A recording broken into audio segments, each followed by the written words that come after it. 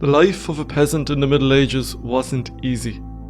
As Alain de Botton put it in his book Status Anxiety, they were poor, undernourished, cold, fearful and dead, usually following some agony, before their 40th birthdays.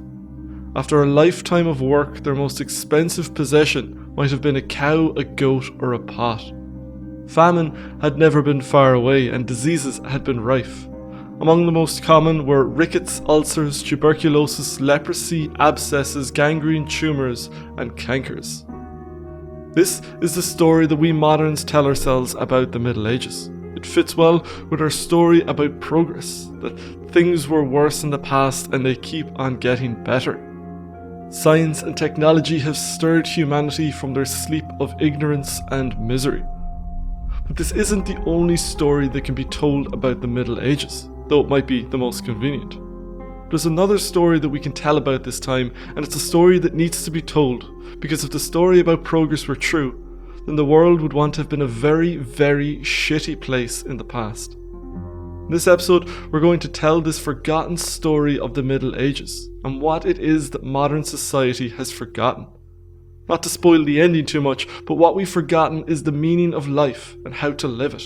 What we've forgotten is the lost art of leisure. But before we tell the forgotten story, let's remind ourselves of why we might need another story. After all, if you've been reading the propaganda of the techno-optimists, you might be a little bit baffled. Aren't things getting better? Never has there been less poverty, less starvation, less infant mortality, and a higher quality of life. This is the story that fits well with the Botton's quote from the start of the video on the misery of the Middle Ages. But there's also a dark side to modern life. As we've discussed many times on The Living Philosophy, for every step forward in material well-being, we've taken one down into the pits of psychological hell. In his book Authentic Happiness, the former head of the American Psychological Association, Martin Seligman, outlined the paradox. In the 40 years before the publishing of that book in 2002, the prevalence of depression had increased 10 times over, and the mean age of your average person's first depressive episode had come down from 29.5 to 14.5 years old.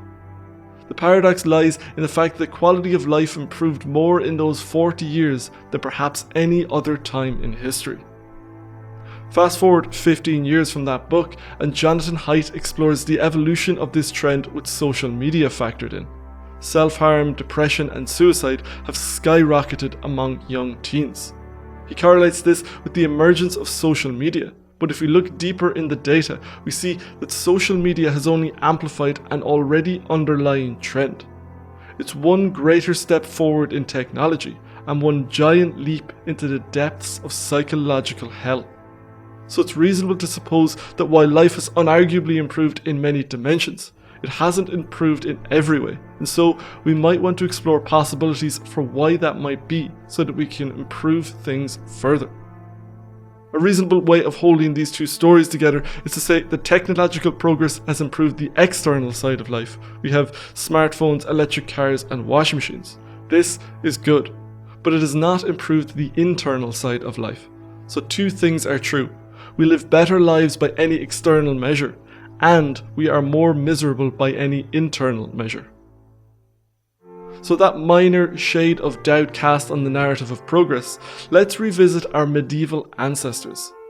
Between all the dying from famine and horrible diseases, the people of the Middle Ages found some time to live their lives, and to be honest, it sounds like we could learn a few things. We're not talking about the knights, dukes and kings here, who obviously would have had a decent quality of life as the benefactors of the gross inequality of the times. We're talking about the people at the bottom of the European hierarchy, the serfs and the peasants.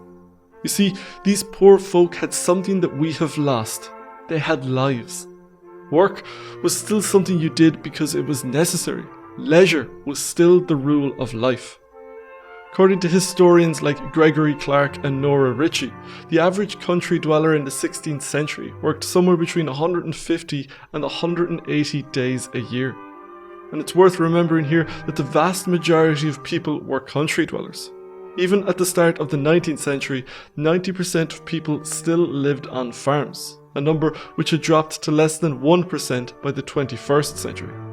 There were religious holidays and saints' days to be celebrating, not to mention multiple day-long village festivals called ales to mark major events like weddings, funerals, the harvest, and even lambing season.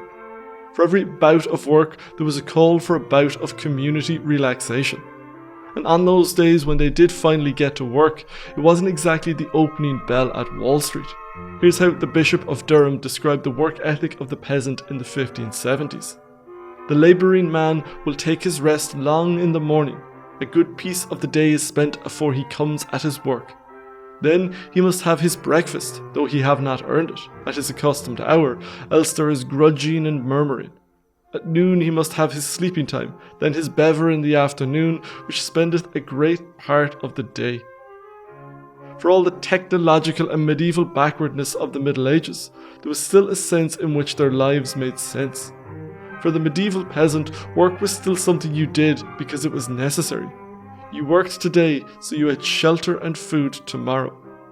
They worked one day a week on the Lord's land, which supposedly bought them protection. There was no saving for 20 years so their kid could go to a prestigious university. There was no saving 40 years for a retirement where they could finally stop working. They had no 30-year mortgages, nor were they saddled by student debt or any debt. These are all the domain of the modern serf. It's obvious to everyone that the medieval peasant's quality of life was a lot lower, but there are psychological benefits to this simplicity that our culture completely overlooks.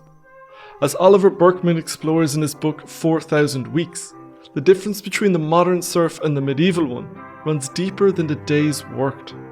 What it amounts to is a different relationship with time.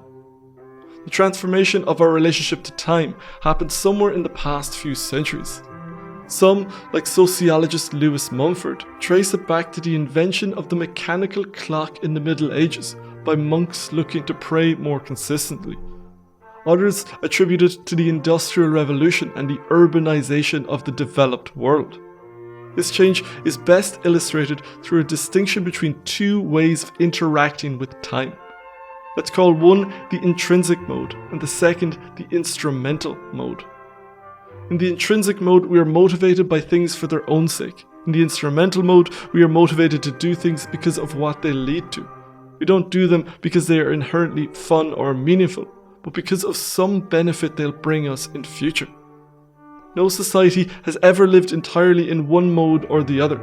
You don't boil the kettle or bring your clothes to a dry cleaner because it's intrinsically enjoyable. You do it because you want a cup of tea or some clean clothes. With instrumentalization, we see things as valuable for what they lead to. The activity is a sacrifice now for a payoff in the future. On the other hand, think of hobbies. And we're not talking about the kind of hobby which is, or at some stage will become, a side hustle. I'm talking about old-fashioned, embarrassing hobbies. I'm talking about Rod Stewart spending 3 decades on a model train city. Talking about the people out there who crochet and garden and make steam engines, not because they plan on selling them or because the end product will win them some great admiration. I'm talking about the hobbies that are done for love, pure and simple. The hobby is an exception in modern life. The difference between us citizens of modern life in comparison with the vast majority of our peers throughout history is that the majority of our lives are victims of instrumentalization. Even socializing has fallen prey to this trend. Once upon a time, you hung out with your friends because it was intrinsically enjoyable, but even something as simple as this has been colonized by the psychopathology of social media.